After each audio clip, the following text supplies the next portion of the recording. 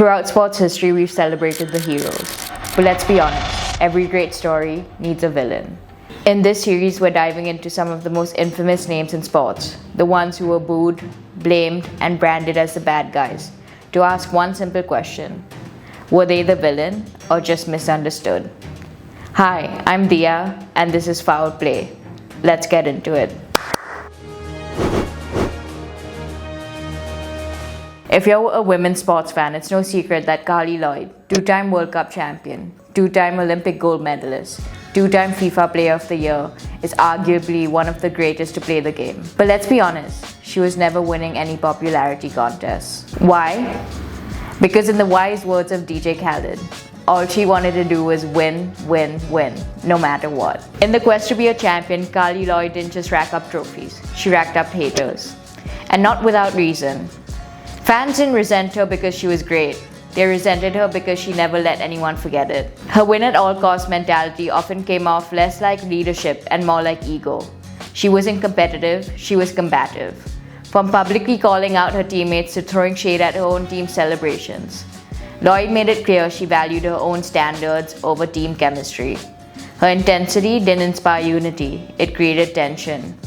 And in a sport built on teamwork, that kind of self-focused energy doesn't go unnoticed. It wasn't until her Hall of Fame speech that had me wonder, was Carli Lloyd really the villain?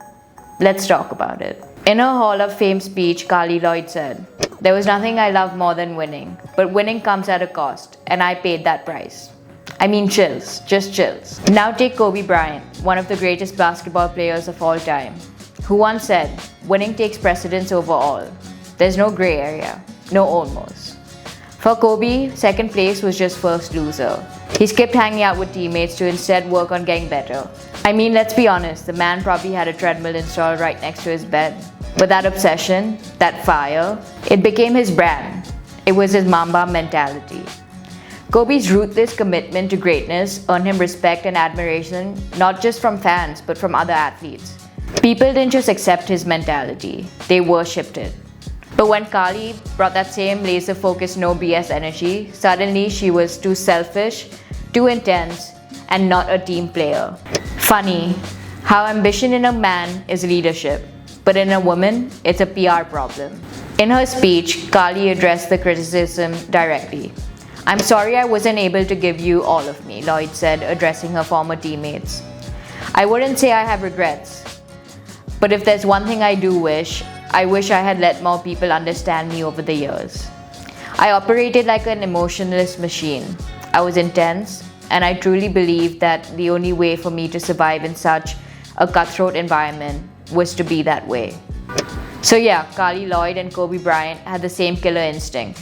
The difference? One got a standing ovation, the other got side-eyed. Now don't get me wrong, I'm not saying I'm a full-blown Carli Lloyd stan after that speech. "I'm not there to be liked. I don't care if you like me or you like me." She said and done things that made me raise an eyebrow. Like the time she publicly criticized her former teammates for dancing after winning a World Cup match on penalties. You could argue she was being honest, or maybe she was just being a hater. Carli Lloyd isn't a villain, maybe she's just complicated. And maybe that's exactly what makes her worth talking about. Was she the villain? What do you think? Thank you for watching this episode of Foul Play on the Ready Set Girl channel. Like and subscribe and let us know what you think in the comments. See you next time.